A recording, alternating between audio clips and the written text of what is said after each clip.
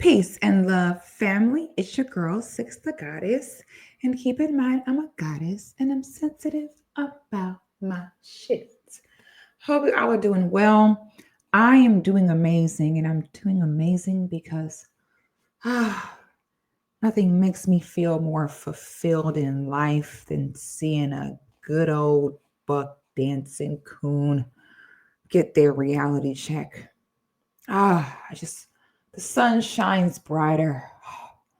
The air smells fresher. So we are going to break down how Candace Owens is officially ground and finding out. All right. So recently she decided she was going to do an interview with Nick F. All right. Now, Nick F is banned everywhere. Okay. A lot of people think he's banned everywhere because of his use of the N word and how he feel about the blacks.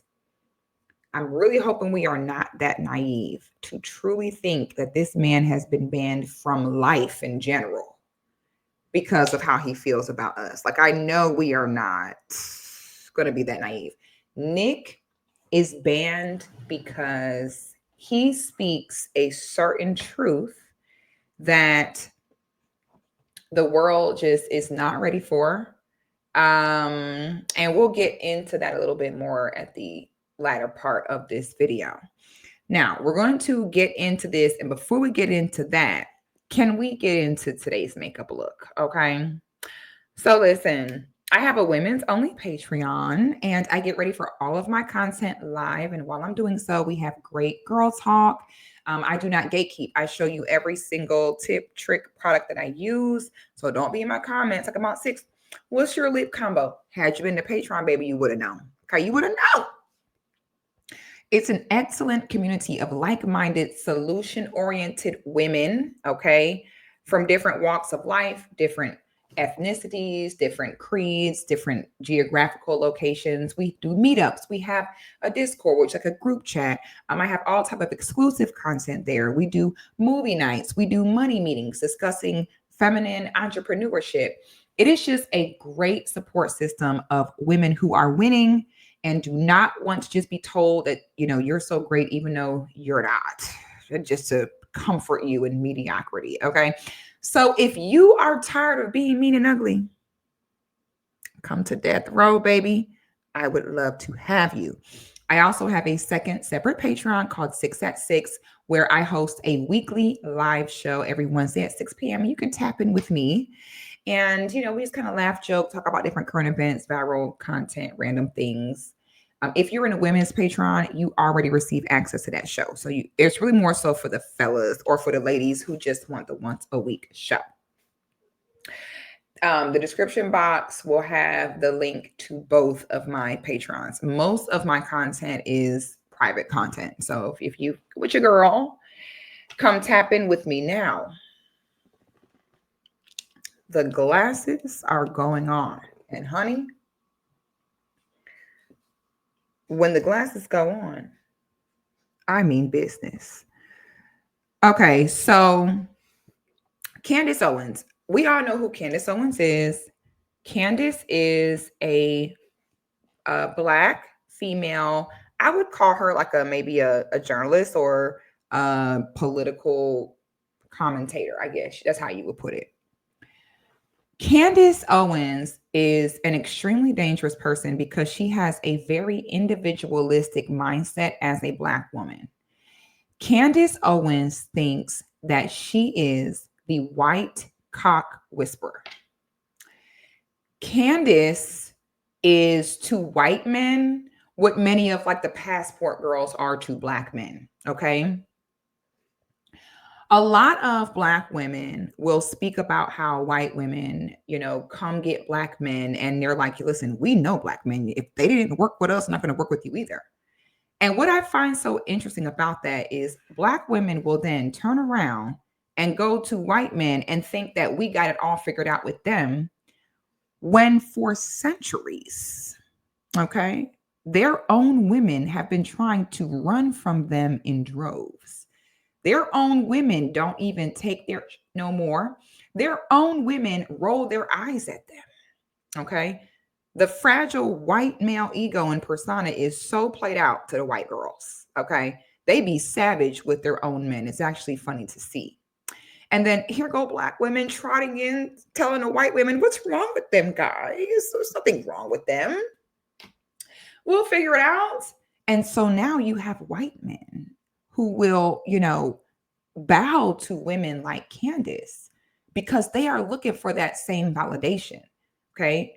And even better when you're a black woman like Candace, where you're attractive, you're fit, you're in shape, you look good. She's a beautiful woman. She kind of give me Ice Age sloth vibes. She's like a pretty sloth. Okay. With an old relaxer. And so white men, and I am also telling you this as a black woman, I have seen this in my own life. I have seen them try this move with me. White men come around black women for ego stroke and validation that they will never get from their own women. And Candace foolishly thinks that she knows better than them and that she's going to get in front of every white male that white women roll their eyes at and don't take seriously. Candace thinks that she's going to be the one to get in front of them. And since she thinks that she sucks a white cock at night, she feels as though, don't worry about the rest of those blacks. I'm going to explain it to you. They're going to understand it from me. Don't worry. And for a while, this is the gag, for a while, that did work. For a while, Candace 100% was able to become successful in that way by being the black Trojan horse to make the white man feel better about himself. People think that Candace made her thing off of black sit and think, no. Candace is where she is because she's an attractive black woman that strokes white men's ego. Period. When, as a black woman, as an attractive black woman or well-spoken black woman, white men come to you with an empty cup every single time. And there are some sisters where if you do have that individualistic mindset, you'll think, oh, well, my cup empty, I'm thirsty, I'm going to drink it. And you fail to see the bigger picture here. Candace is the mistress to the white man. That's what she is. Okay, she the mistress. She been over there in a white man's cock for years, hoping that I'll just show you how loyal I am. I'll show you how loyal I am. And one day you'll get tired of that wife and you'll upgrade me to the spot. But just like only 2% of marital affairs work out, it has not worked out for Candace being the white man's mistress and hoping to get the wife position. And why is that? Why? Because the whites have a stronger sense of survival than we do because they are so far behind genetically. Contrary to popular belief, contrary to the status quo feels, I never fought the whites for being racist. If my genes were holding on for dear life to a thread, if my womb was so weak that my birth rates are just declining faster than I can say banana, I too would be racist. Why? Because the highest level of self-love is self-preservation. End of story. You do not love yourself if you cannot tap into your instinct to self-preserve. The whites take their self-preservation seriously. They take it differently than we do because of a scientific reason. Okay, it's a genetic reason as to why their instinct is so much stronger in that regard than ours. Our survival instinct is significantly lower. And the number one sign of that you can see is how many Black people are willing to sift through and find the good whites. For the whites, when they look at us, they look at what they see majority of the time and what we co-sign. The average Dwight, to be honest, they don't have to see, speak, answer to, or consult the Blacks ever in their life, if we're being honest. They don't have to see us, mind us, worry about us at all in their life, typically. I think a lot of Black people do not understand how many of the whites really only get to know us, our culture, how we move through movies, TV, and music. I don't think that the Blacks understand how many of the whites genuinely do not have to interface with us at all. And that's what racism is all about. It's all about I have a certain power or privilege simply based off of my skin tone that puts me over you based off of yours.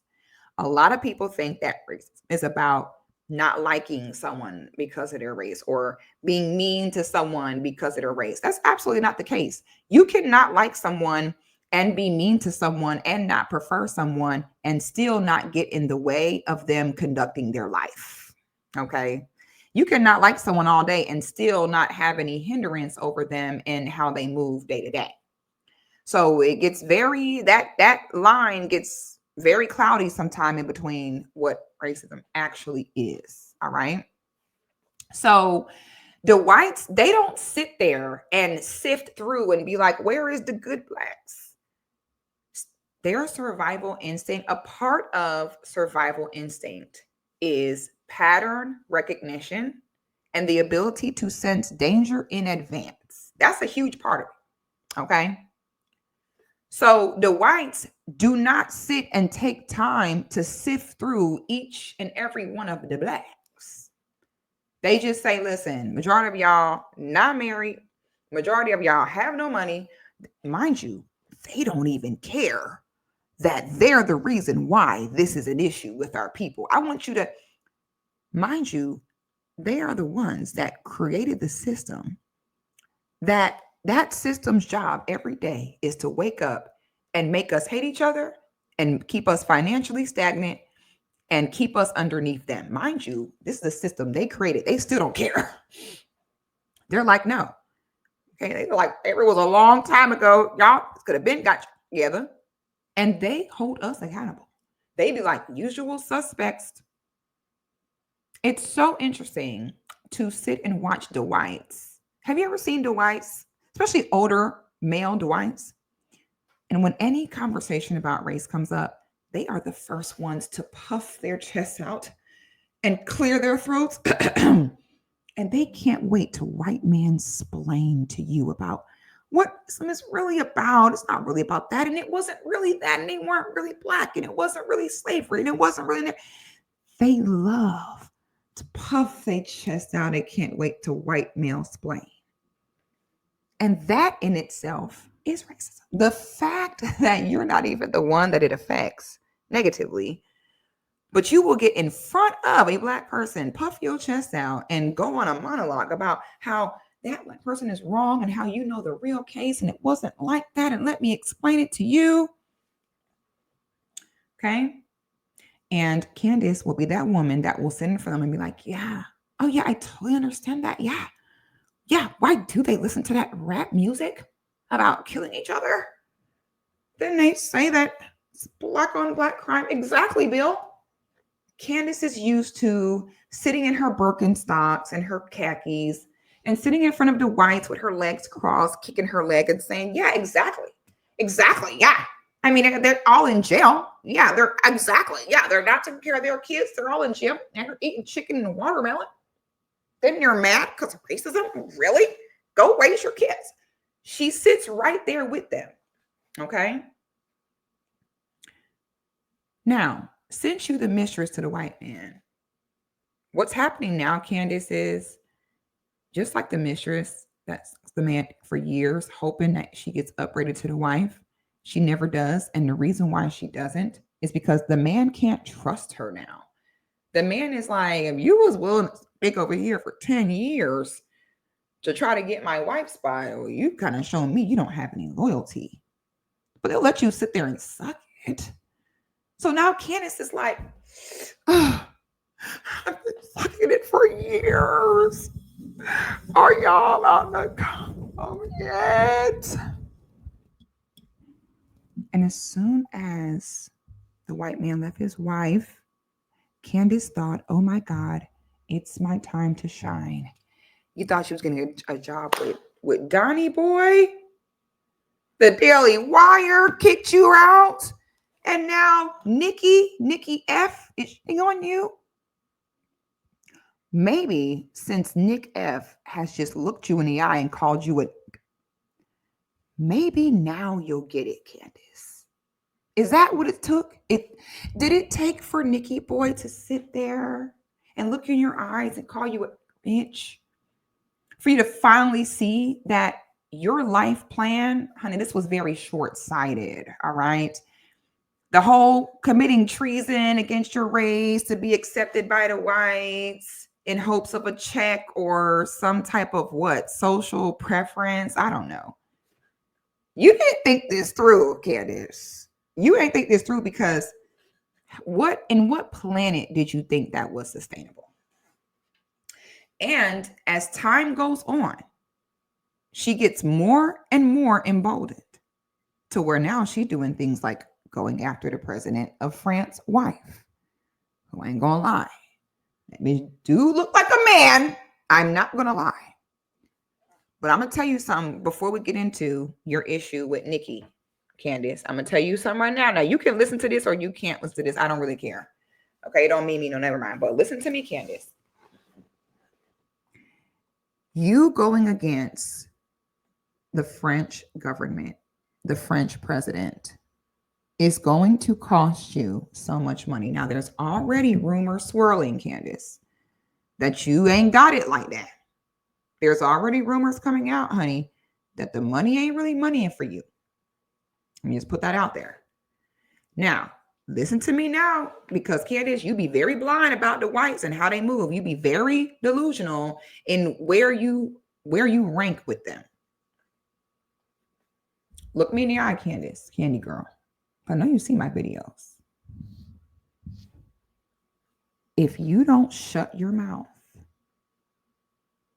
I want you to understand your white husband, no matter what you say or do, no matter how much white cock you suck, no matter how much white cock you put in your puss, that white man is never, ever going to betray his own people for you. Never. And if you do not shut your mouth, which so far I've seen you have, I'm guessing that your white husband has come to you and have told you to get your knickers out of a bunch and to leave the good French president alone. Listen to me, Candace. That white man will divorce you. White men will off themselves about their bag. Okay, period. They will off themselves, the wife, and all the kids about their bag. I want you to understand, if you do not shut your mouth about this French president and you end up going broke and bankrupt trying to take them down, not only is that white man going to leave you, but he's also going to take your children. And then the next level of your wake-up call is going to come when you and that white man get in court in front of that judge, and that white man got all the money and more pull and privilege than you, and the judge hit that gavel and say full custody to him. And he'll be over there with a white woman raising your children. Remember when I said this, Candace? You getting way ahead of yourself. Candace Owens remind me of the black girl in high school where none of the other black girls liked her, but none of the other black girls liked her, not because of anything in particular, but none of the other black girls liked her because deep down inside, we could feel her disdain for herself and for us. That black girl who just, it's like her energy towards the other black girls was so off-putting. But then when she get around the white girls, she's trying to fit in, and they always have them horrible weaves. I don't know why Candace going around talking about Brigitte Macron wig, because Candace, that relaxer so tight. And that's what ends up happening. Girls like Candace get a perm when they're 8 and then break their hair off. Then the other black girls at school tease you. And now you sit there and now your whole life mission is to self-sabotage and bring us all down with your actions. Okay? You need to let that hurt go, Candace. This grift of being the token Trojan horse of a Black woman is not going to work out for you, sweetie, because that's what society does. When they're looking to attack us as a people, they're always going to attack us as a people through Black women. And Candace, you just sit right up there and you let it happen.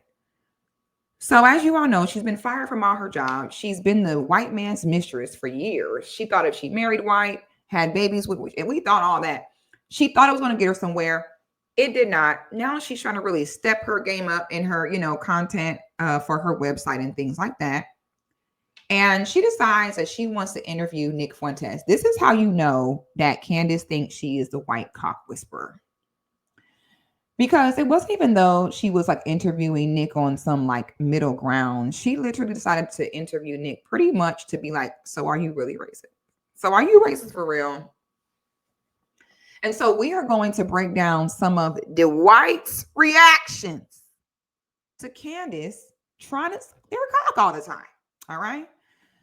So this first, now the interview between her and Nick, I believe she moved to her website, which I'm not giving that bitch $1. Okay, I'm not giving that whole $1. So therefore, we are going to have to kind of look at it from the reaction of someone else's reaction. And that's okay. Sometimes it be like that. We're not going to watch too much of this. I really just want you all to see how the Whytes look, think, and feel about, Black people who go against their own race in some type of desire for white validation or favoritism. And the white people are literally sitting back at this point laughing at us because they're like, we don't do that with y'all. With y'all, we assume usual suspect. We assume. I saw a video on TikTok the other day. It was like a cul-de-sac of white families, and all the kids were outside and riding their bikes, and all the families were cooking and talking and grilling out together. And the whites were in the comments like, notice how they're able to do this so peacefully because don't you see who's not there? Okay. So when you have a people like that where they don't give you the grace we give them, they don't sit and comb through us trying to find the good ones. They just assume we're all a certain way. I do the same thing with them. They're in this world that got an ancestor they could be proud of. Okay. How does it feel to have ancestors? You know what I'm saying? And that's why all white people are just born.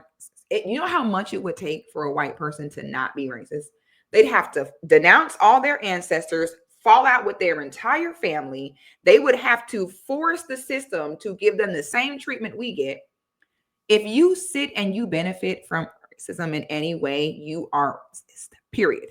You know how many white people will always see discriminatory, unfair things happen with us right in front of them? They always get dead silent, or they say, I'm sure that's not what they meant. They get on code.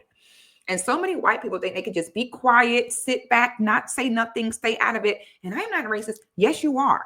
I can't tell you how many times I've heard white people say, yeah, my grandma, she old school, you know what I'm saying? She still say the N-word. You know how that go. No, nigga, you'd have to say your grandma in order to not be racist. You'd have to kick your grandma's ass to the curb. Are they going to do that 9 times out of 10? No. Okay. So I'm the same as them. I don't sit and try to wonder, are you a colonizer? No. All y'all ever invented was cannibalism, incest, genocide, theft. That's it. And so that's what I mean when I say they don't have a single ancestor they can really be proud of if they're not racist. But instead, what do they have? Monuments for them. Instead, what do they have? Holidays. All right. So I don't get mad at them for assuming everything about us because I do the same with y'all.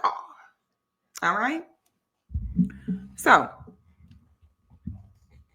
we're going to go ahead and take a look at this clip. So these are the Whytes are reacting to the guys underneath, which are named the Hodge twins. I believe they are biracial twin male versions of Candace Owens. They got the same grift. The whole, yeah, those blacks ain't right. We're with you, white man. They're those types. So we're not going to mind them. We're more so paying attention to the commentary from the Whytes as at the top. Okay. So we're gonna let this play and watch how Candace it had to come to this for Candace to even remotely realize that the way she's moving is harmful. And she's not realizing it until now that it's harmful to her. But let's take a look. So I'm trying to understand if you think that it's all Black people are like this, or if your world is kind of colored by this is what's going on in America. This has failed for 1,000 reasons. Welfarism has definitely, Black people in 1940s, stand up. My grandfather, I talk about that denigration and the corrosion of culture. That's happening. White, Black, whatever you want to name it, there is this intentional corrosion of culture. So do you think it's literally, well, this is just what a Black person is when they come out? Or do you think that post welfare, LBJ, Great Society, this is what Black Americans have become, and I have a right to respond to that and say that as a white man, Imagine doing this. Imagine evoking your Black grandfather and talking about how he was a stand-up guy on like every Black person in 20. What the hell is the matter with you? This is why I cannot feel sorry for Candace Owens when she is victimized by a piece of shit like Nick Fuentes. Like, I can understand and recognize it's immoral, but as far as my heart goes, hard to shed a tear for you, lady. What the fuck do you think you're doing when you're like, no, he hates you because he hates Black people. He hates the skin color you have, and he has extrapolated a million fucking made-up narratives about it, okay, to serve him, a fucking prepubescent boy that could be picked up and shoved in a trash can by just about anybody. Yup. I don't want to live there. Well, I think it's more nature than people would like to believe. There's this classic tension of, is it nature, is it nurture, is it cultural, or is it intrinsic, is it racial? And I've always been on the latter side of this among conservatives. Conservatives like to say it's all culture. Black America is the way it is because of hip hop music and the Great Society and that kind of stuff. And I think the uncomfortable reality is a big part of it is intrinsic. One of the big arguments against the abolition of slavery in the 1860s is that, when Europeans colonized Africa, they hadn't discovered the wheel. There's no two-story buildings. Yeah. And then these guys are about to go on to talk about how he's right about that. Do you see what I mean? This is what I mean when I said every time we have a discussion about racism, if there is a white man around, they cannot wait to get up. That's what I just said. They cannot wait to get up and puff their chest out and just, no, I'm going to explain to you what it really was. And they be loud and wrong as two left shoes. So Candace, you got to have some type of dignity. Candace, are you tired of white cock? I know you're tired. Oh, that shit tastes like bologna. I know that tastes and smell like hot dog water and liver worse. Aren't you tired? Stand up, girl. Are you sitting in front of Nicky F saying, oh, so what is it? Do you not like us because we're just born that way? There's some good niggers like my granddaddy. What about him? Ew.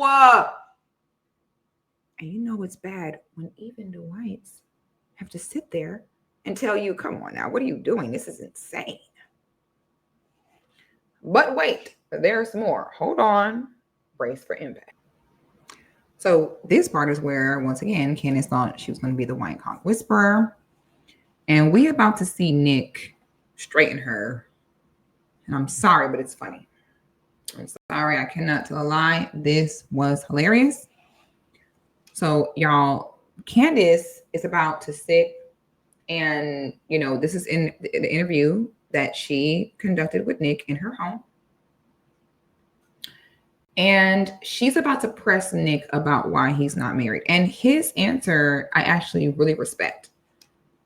So, and I'm showing you all this because I'm going to show you all the after effects of after her and Nick's conversation. So I'm kind of just breaking down small pieces of what went together in the interview so that y'all can get a gist of what happened and why it ended the way it ended. So check this out. I don't have a dating life. Give me advice, especially as a woman, honestly. What is your dating life? I don't have a dating life. So you don't date? No. You have a perspective about who you want to marry? Do you intend to get married? I do. I do intend to get married and have kids. So where are you at on that? I'm trying to get prepared for that mentally. What does that mean? You're 26 years old. I like my life. I like being single. I like being a guy. I like what I like. I like reading books. I like doing my show. I'm a pretty antisocial person. And it's a big adjustment for a man to go from having a life where you can do whatever you want, go wherever you want, unaccountable, everything like that, to then you have to be roommates with women and children. It's a totally different lifestyle. And for someone like myself, I'm a pretty eccentric and, kind of out there person. I don't have a regular sleep schedule. I'm awake all night. I'm asleep all day. And my sleep schedule's moving around all the time. I like to go out on drives all the time. The idea of my wife sending me out the door, okay, be home by 10, call me and tell me where you're going. Or, I go on a trip, I got to get the car seats and buy all the plane tickets and stuff like that. It's kind of cramping my style. So I'm trying to get over that, I guess, but that's maturing. Yeah, I think you should probably mature on that point. I mean, what? Yeah, I know. You got to tell me. I know. I want to go. Now, I respect that 100%. I ain't gonna hold you. Y'all gotta understand, men that don't want children, 9 times out of 10, they are sociopathic in some way. And I would rather them say, I don't want to have the wife, I don't want to have the children, as opposed to taking on the wife and the children because you want a wife or because you want it, and then completely shutting down and abandoning them and putting them in dangerous situations. I respect that a lot, Nick. I think that more men should do that if they know good and well they're just not equipped to sustain a woman and child. I'd much rather him know that as opposed to putting a woman through the hell of his life. He's saying, I'm weird. I don't care. I like to do what I want to do. When someone tells you that, please do not retort by saying, no, you should get married. No, they should not. Actually, no, they should not. Actually, they should stay alone by themselves with no kids because that is their healthiest option. Nick is a highly compromised person at this point. Okay. I'm over here with 70,000 subs on YouTube and it is super hard for me to find someone I can trust. So Nick and him going against the entire New World Order, him speaking the truth on why people like Hitler were doing what he was doing, we'll have to talk about that in the Patreon. We can't even talk about that on here. And talk about why he was doing that and why, in their mind, it needed to be done and how things are now. Yeah. Why would he take on a wife and kids and he can't even have a bank account? He can't have a PayPal. He said people show up to his house all the time to hurt him. Why are you trying to coerce him into, let's drag an innocent woman and child into this? No, let him stay a micro shrimp penis, what's it called? Incel virgin. Okay, because from what I understand, Nick has a generational assignment. Apparently his father was the same way. His father's father was the same way. I respect it. Let him cook. This is a generational assignment for him. This is his family legacy. I respect the fact he's staying by himself. Instead of saying, I want to drag a woman into this, leave him alone. Okay, Candace, we watched you be 9 months pregnant, ready to drop, still working, still doing TED Talks. So it's so weird, Candace, that you're always shoving marriage down everybody's throat, but you ain't even a traditional wife. Every time we turn around, you running your mouth and you working. You work more than your man half the time. So it's so weird. Candace, stop promoting a lifestyle that you do not even live, because you be real quick to say, fuck them kids and be gone getting a check somewhere. Okay, so please stop being, when I see married people always force people to get married, I assume you're miserable in your marriage because misery loves company.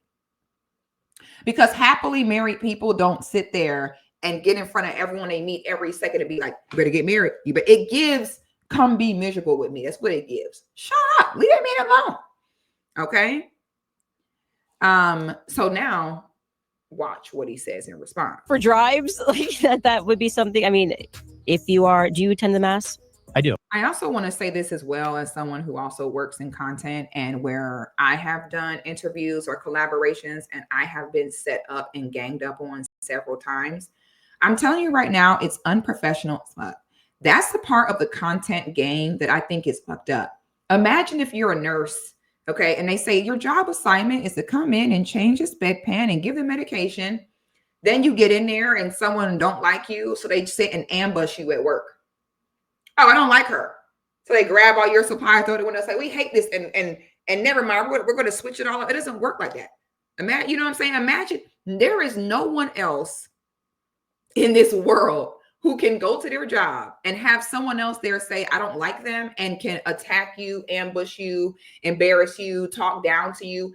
In no other profession is that a thing except in content creation. Content creation is the only job where someone can literally call you in to come do the job and you can show up to do it. And then if they don't like you, they can switch it all around and attack you. Okay. It's a real thing. So, you know, I'm indifferent towards this. I'm a real professional. So if I was interviewing Nick, I'm not going to sit there and because I don't agree with what he says, have him come in here and switch up. Because from what Nick is saying is that Candace said it was going to be an easygoing conversation. We're not doing all that. We're not going to talk about this. And then you get in there and you're pressing about his personal life, his love life. You know, you're bringing up all type of, you know, it's a lot of things she did in the interview. So, you know, most people do not possess the emotional intelligence or wherewithal to know how to still, you know, keep your word and show respect to someone, even if you don't like them or even if you don't agree with them. Okay. So I understand, you know, Nick's irritation here. So he's going to go ahead and tell Candy how he feels. Check this out. Like, do you go every Sunday? I do. Yeah. Okay. So you're like a committed Catholic. Then obviously, like, you know, the perspectives on family. I mean, I personally, and this would be me lecturing, but I just feel like you really have no idea who you are until you start a family. And whether that means just marriage, some people who are struggling to have children, okay, fine. But there's such a growth that happens because of that I think it informs your beliefs. Also, I'm going to say this as a parent. Please don't have children to figure out who you are. Okay. This is the most horrible advice. Please do not go around saying, I want to know who I am, so I want to be a parent. Please only be a parent if you want to be a parent. Like, do not have your kids because of how you want them to turn out. Do not have your kids so they can change you, save your life, teach you who you are. Please don't do that. The only reason why you should have a child is because you want to be a parent. And now these days with this economy, you need to also be having children because you want to be a parent and because you have the means to take care of them. And when I say take care of them, I don't just mean food, clothing, and shelter. There's a lot more to financially providing for them children, especially as they get older. So this is totally unrelated to the subject, but just as a parent, I just wanted to say that real quick because Candace's kids are still small. She's fairly new to this. Mine's almost grown. Okay. Do not listen to her. Do not listen. That is the worst thing you could do, to have your children so they can do something for you. It doesn't work that way. You know what I'm saying? You don't have your kids that can show you who you are. Please don't do that. You were regret it. You have kids because I have a child because I enjoy being a mom. The end. Okay. Please do not say, I want to have this child so they can. No, there is no so they can. You have a child because you want to be their parent. The end. In so many ways. And I think that was a huge turning point for me. Like, I wonder if I had been pressed with everything that happened last year, if I didn't have like the unshaken faith in my family, what would I have done? And sometimes when I see the things that you say, I do think, okay, he doesn't take into account family. It's just Nick. Nick is in his own world, which can be, I think, a quite selfish perspective, which is fine. That's what you're saying. You like being selfish is another way to say what you just said. I like being selfish and I don't want to give of myself to somebody else. But I also think there's something selfless involved, which is to say, I could go and start a family and drag them into a world of mine, which is pretty chaotic. You know, I mean, is this really the kind of a lifestyle?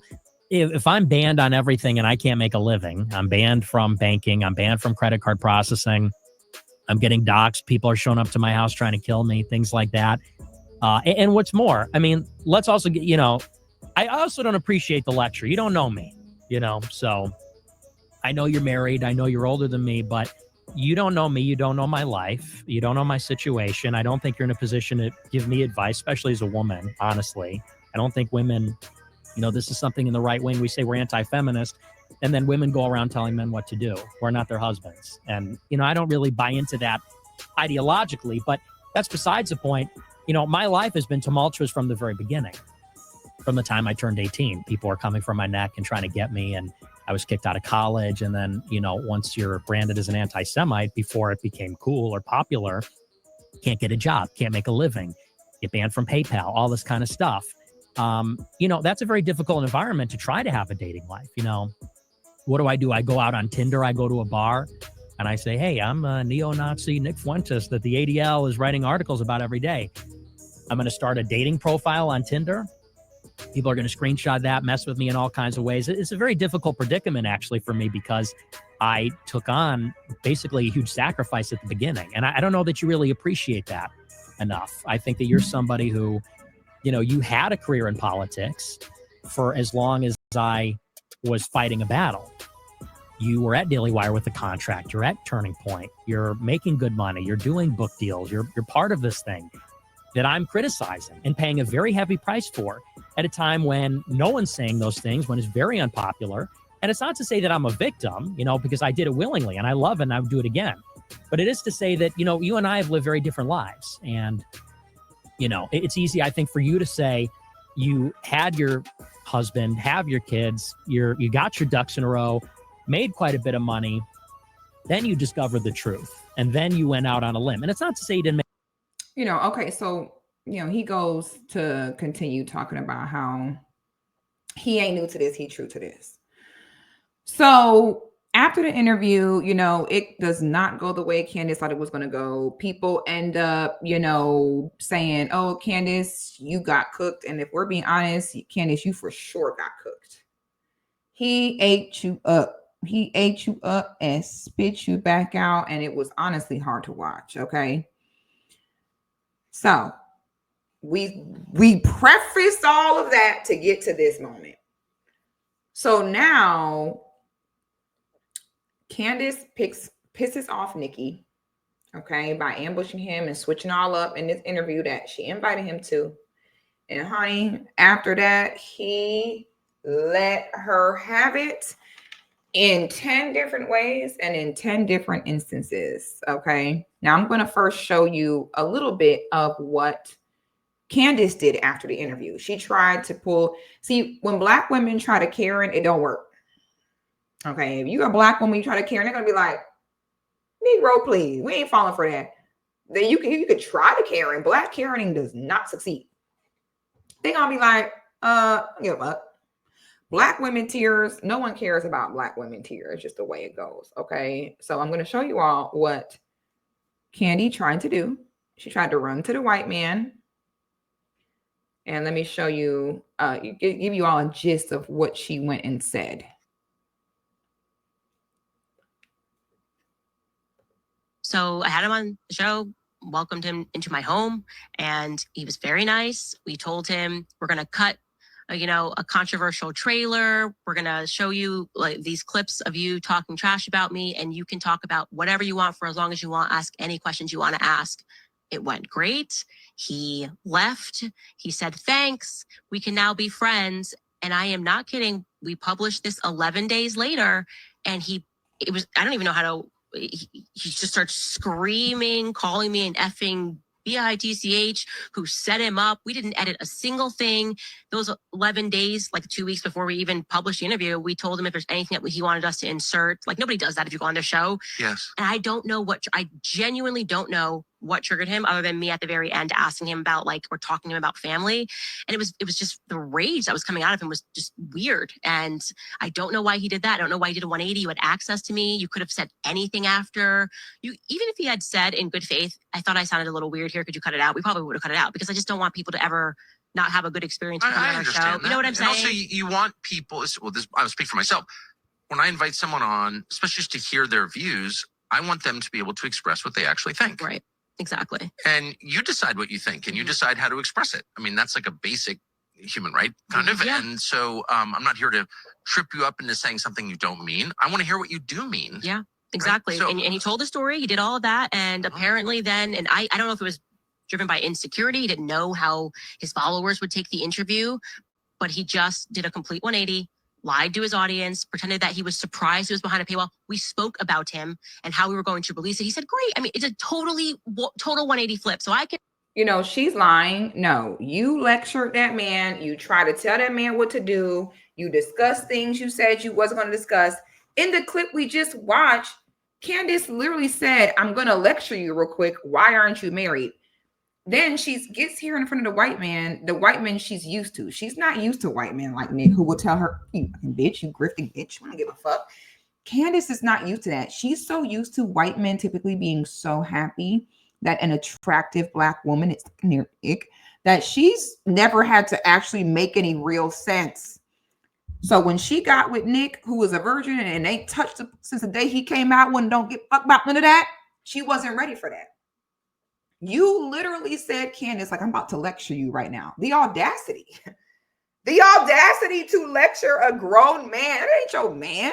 Who is you? So as we see, Candace gets on there and she pretty much lies and says, like, I don't know what happened. I didn't do anything wrong, just lying. Honey, so while Candace was over there being passive aggressive, Nick decides to get real direct. Most of what he said, we're not going to really be able to talk, and we're not going to really be able to show. But I'm going to give you a few clips of how he responded.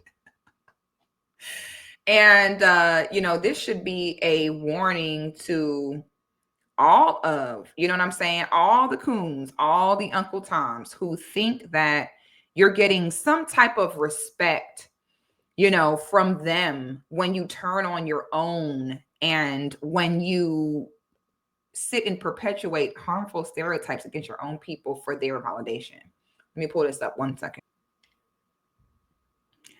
Now, this is going to be a short clip to give you all a gist of how Nick responded, but he really went on a whole tangent. He's like, yeah, I'm the only real nigga. He was like, would a real nigga please stand up? He pretty much was saying, like, I'm the only real nigga. I'm sorry, but I was crying laughing. Okay. If Nicky boy actually offends you, you just don't like to hear the truth. Nick is what most of them are that they will never express to you verbally. Okay. So that's why, I don't know. He's just not jarring to me. He is exactly what I think, man, white men should be. He's exactly what I expect them to be, as they should be. Like I said, I already explained why, you know, as you all should. This is part of your self-preservation. There is no equality with us, if we're being honest. There is none. So I get it.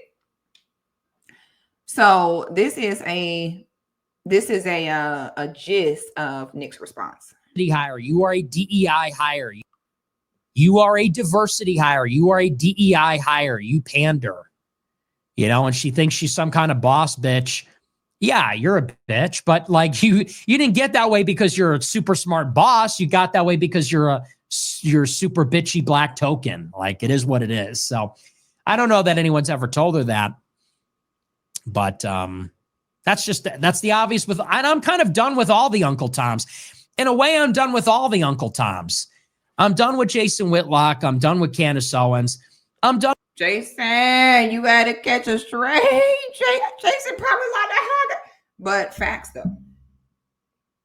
There's a few more you can add in there. Okay, and Roland Martin, Kentaji. Go ahead, add them all in there. Add them all in there. The real Nick with a real, please stand up, Nick. This is what I think of y'all behind closed doors. With all the Uncle Tom token Blacks, like, you're not that smart. You're not even that conservative. You built your career on a grift that is now dead. You were hired when diversity quotas were a thing. You were hired when white guilt is the thing. I don't feel white guilt. I never have. DEI is over. So now you're done. You need to be fired. Like, you're done. Yikes. Whenever I see Black people like talk about Black on Black crime, and the whites don't do that, it's only those Blacks that do that. I just be like,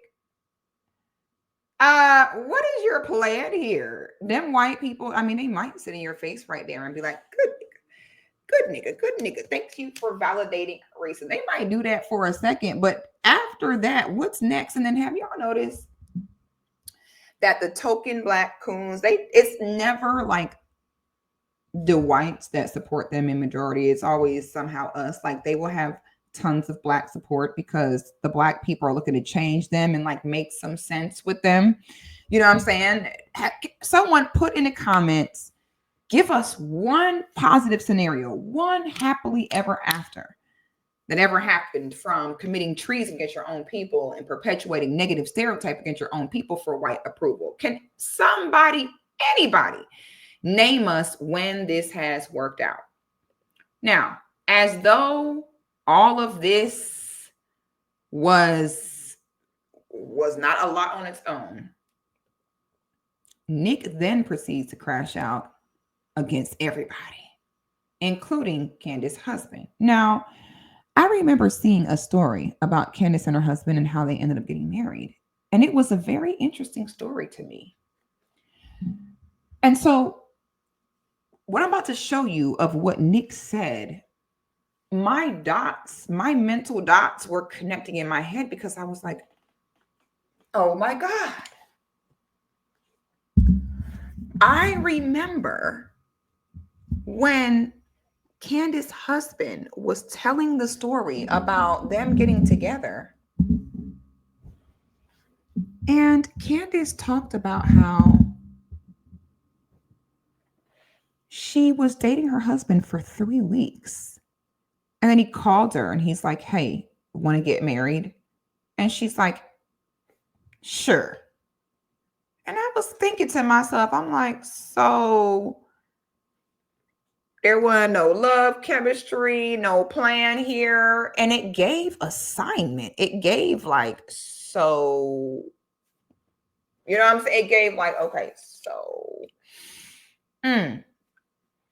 it all makes sense now. Let me pull this clip up of Nicky Boy. I'm talking about clearing Candace and her husband. Hold, please. Now, my apologies.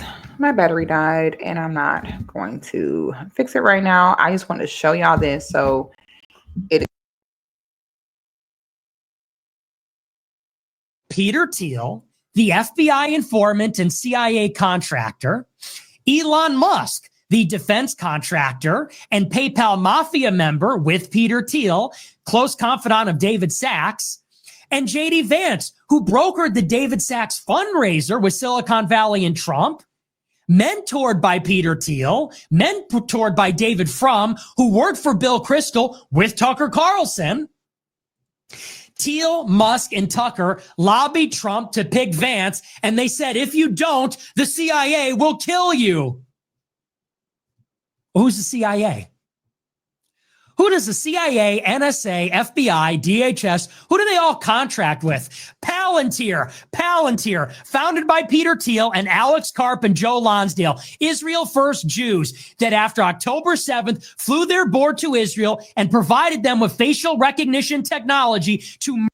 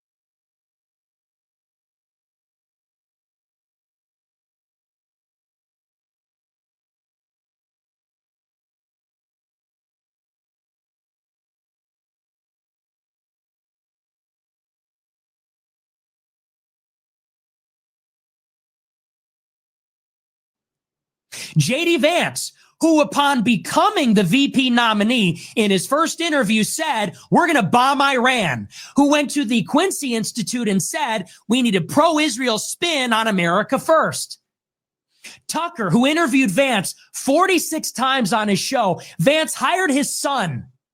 Vance's Rockbridge Network was the spawning point of 1789 Capital, founded by Rebecca Mercer and Claire Monster Chris Buskirk, which gave Tucker $15 million.